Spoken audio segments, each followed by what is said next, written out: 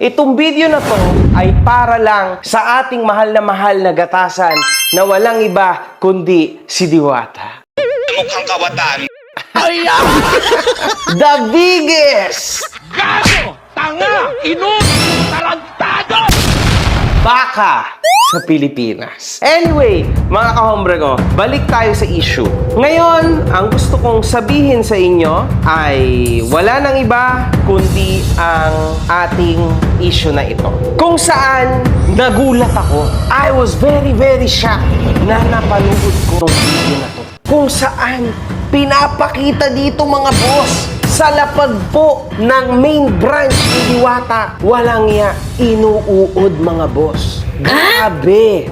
Alam nyo kasi mga kahombre ko, ang equivalent sa pagkain ay mga animals, mga hayop. Obviously, tulad ng mga asong gala, mga pusang gala, di ba? Alam niyo yan dito sa atin sa Pilipinas. Pero mga kahombre ko, after nun, yung aso, yung pusa, medyo understandable pa. After nun, nandyan ang taga.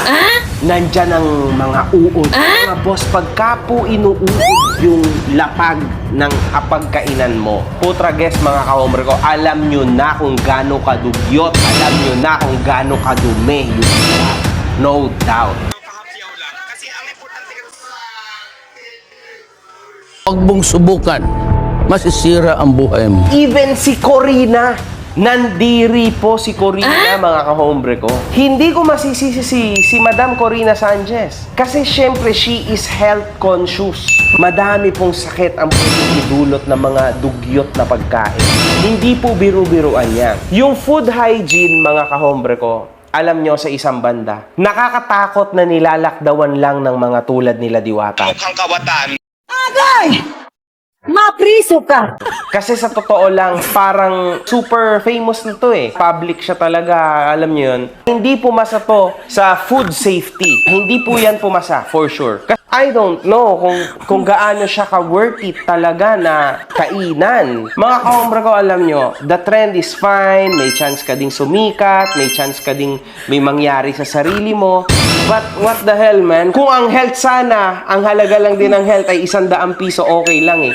Kaso ang problema, mga kahombre ko, nasa huli ang pagsisisi. Alam mo yun? Mamaya niyan, magkandaletse-letse yung health mo. Putang ina, kulang po ang 100 piso, baka kulang ang 1 milyon. Baka mamaya niyan, kahit may 1 milyon ka, mamatay ka pa rin dahil naging komplikasyon na yung sakit mo na nakuha mo sa pagkain ng dugyot.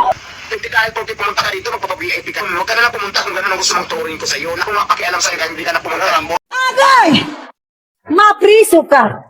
Alam nyo ba na yung simpleng langaw lang, mga kahombre ko, na dumapo sa pagkain mo, game over na. Huwag mong subukan.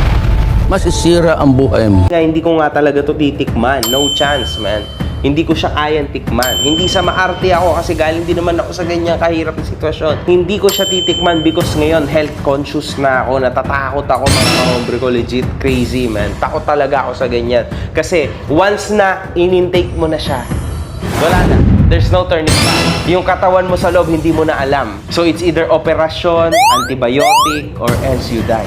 Wag naman, di ba? That's the saddest part. Akala nyo lang po ang ating katawan ay napaka-undefeatable. Pero sa totoo lang, mga kahombre ko, ang ating katawan ay napaka-sensitibo po. Kaya dapat ingatan nyo ang inyong mga katawan, ang inyong mga sarili. Legit yan, ha? Legit yan, man. Ang sarap mabuhay sa mundong ito. Ang sarap mabuhay sa